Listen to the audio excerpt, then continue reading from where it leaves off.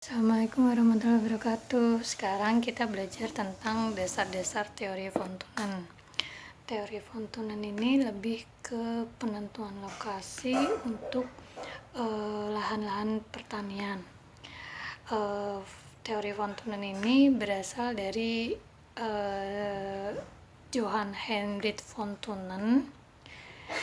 Dalam teori ini juga disebut ekonomi dan spasial dengan sebutan teori sewa tanah. Jadi berkembangnya teori ini karena ada lahan-lahan pertanian yang biasanya berkembang di pedalaman, di perdesaan, tetapi untuk proses produksinya ataupun dari konsumennya berada di kawasan perkotaan. Kemudian von Thunen ini memikirkan bagaimana caranya supaya proses produksinya ini memerlukan biaya yang lebih rendah. Nah, teori von Thunen ini berkembang karena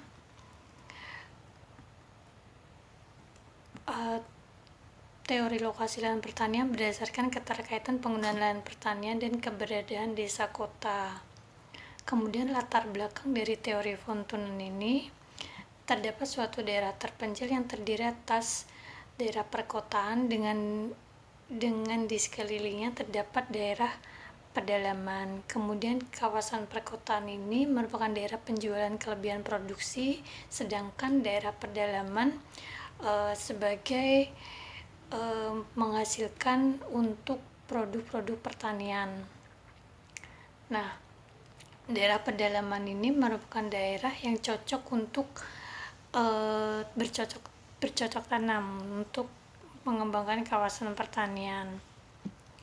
Kemudian adanya jarak antara kawasan pedalaman dengan kawasan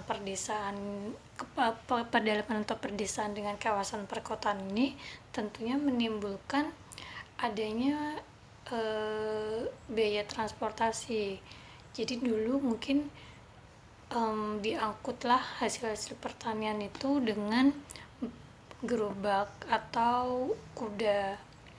Nah, biaya angkutnya itu ditanggung oleh petani dan besarnya sebanding dengan jarak yang ditempuh. Kemudian berkembanglah teori von Thunen ini.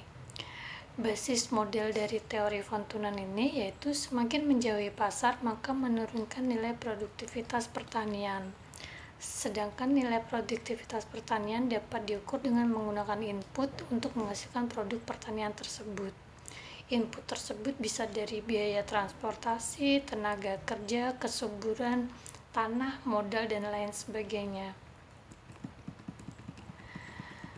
Kemudian pada teori von Thunen ini menambahkan juga variabel sewa lahan, sehingga dapat dianalisis kemampuan sewa lahan oleh setiap produsen atau petani yang tentunya dalam proses produksi menggunakan peralatan dan teknologi yang berkembang pada masa tersebut.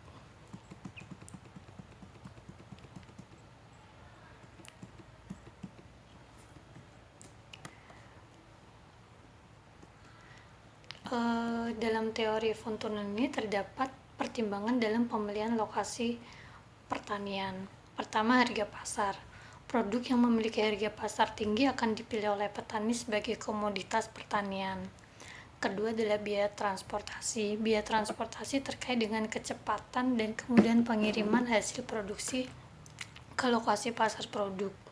Kemudian luas lahan pertanian. Profit akan bertambah jika akomodasi sesuai dengan kebutuhan pasar ditanam pada lahan pertanian yang luas. Nanti mungkin bisa dipelajari dalam modul yang memperlihatkan bahwa antara jenis tanaman pangan ataupun produk akan memiliki perbedaan terhadap sewa lahan. Jadi diasumsikan bahwa lokasi yang terdekat dengan pasar secara berurutan menurut produk pertaniannya yaitu sayur dan buah, peternakan susu, tanaman campuran ataupun peternakan kecil, pertanian gandum dan peternakan sawah. Diasumsikan bahwa setiap produsen atau petani disediakan lahan dengan lokasi pasar berbeda pada titik pusatnya. Daerah pertanian akan berkembang dalam bentuk lingkaran tidak beraturan yang mengelilingi daerah perkotaan tersebut.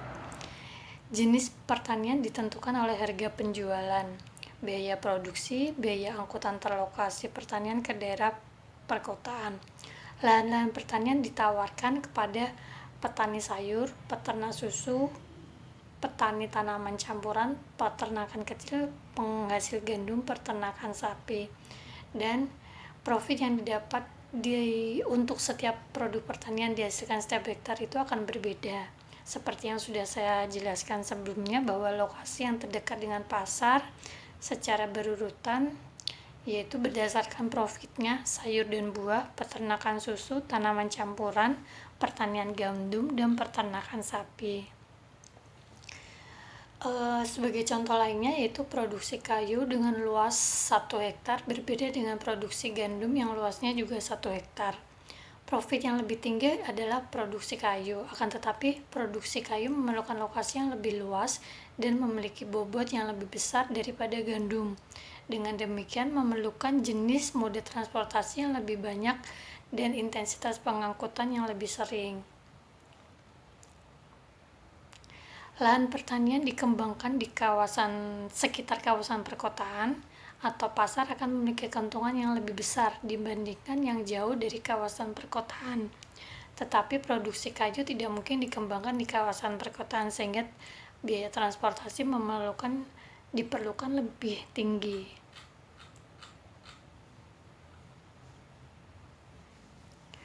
Ada teori von Thunen yang mempertimbangkan sewa lokasi per unit lahan, kemudian hasil produksi per unit lahan, harga pasar per unit produk, biaya produksi per unit produk, biaya transfer per unit jarak, dan jarak unit lahan dari pasar.